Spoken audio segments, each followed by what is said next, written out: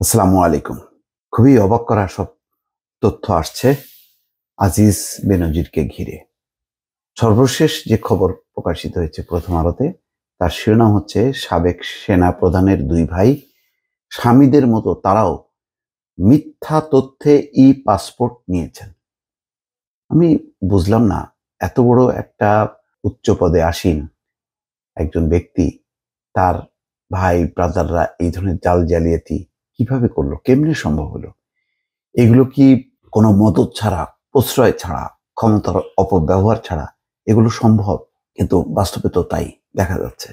এখানে বলা হচ্ছে যে স্বামীদের মতো ভুয়া তথ্য দিয়ে পাসপোর্ট নিয়েছেন হারিস আহমেদের স্ত্রী দিলারা হাসান এবং তোফায়েল আহমেদ ওরফে জোসেফের স্ত্রী শামীম আরা খান।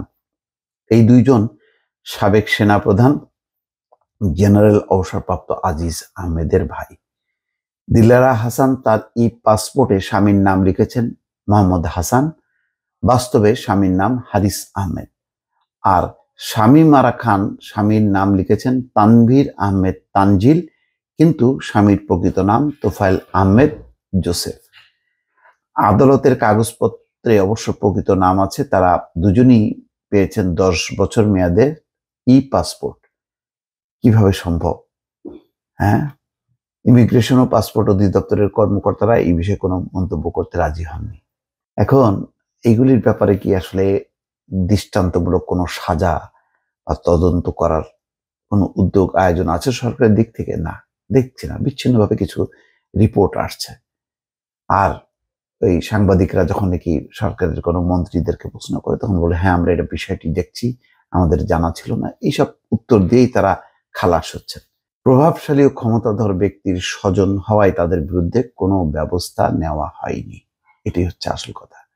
হারিস ও তোফায়েল ওরফে জোসেফ নিজেদের নাম মা বাবার নামের মতো স্ত্রীদের পাসপোর্টে নিজেদের নাম পাল্টাতে আজিজ আহমেদের সহযোগিতা নিয়েছেন। সেই আজিজ আহমেদ, দর্শক কি বলবো, হারিসের স্ত্রী দিলারা হাসানের বাবার নাম হাবিবুর রহমান, মাতা ফাতেমা বেগম। তিনি বাসার ঠিকানা দিয়েছেন আর 28 নূরজাহান রোড, মোহাম্মদপুর, ঢাকা 1207।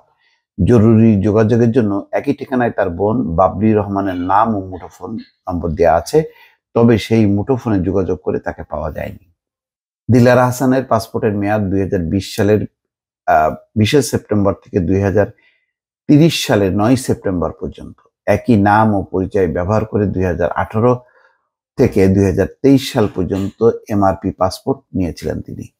তবে পাসপোর্ট অধিদপ্তরের একটি সূত্র বলছে, পাসপোর্ট ব্যবস্থাপনা কেন্দ্রীয় সিস্টেমের তথ্য ভান্ডারে 2022 সালের 14 ডিসেম্বরে দিলারা হাসানের পাসপোর্ট ঊর্ধ্বতন কর্তৃপক্ষের নির্দেশে বাতিল করা হয়েছে বলে উল্লেখ করা হয়। তোফায়েল ওরফে জোসেফের স্ত্রী শামীম আরা খানের বাবার নাম শাহিন খান ও মা শাহিদা বেগম। তিনি বাসার ঠিকানা দিয়েছেন ক্যান্টনমেন্ট বাজার এলাকা, ঢাকা ক্যান্টনমেন্ট। তিনি জরুরি ঠিকানায় বা স্বামীর নাম ও মুঠোফোন নম্বর দিয়েছেন। জোসেফের স্ত্রী 2020 সালের 25 মার্চ থেকে 2030 সালের 22 মার্চ পর্যন্ত পাসপোর্ট পেয়েছেন একই নাম ও পরিচয় ব্যবহার করে। 2018 ও 2023 সাল পর্যন্ত এমআরপি পাসপোর্ট নিয়েছিলেন।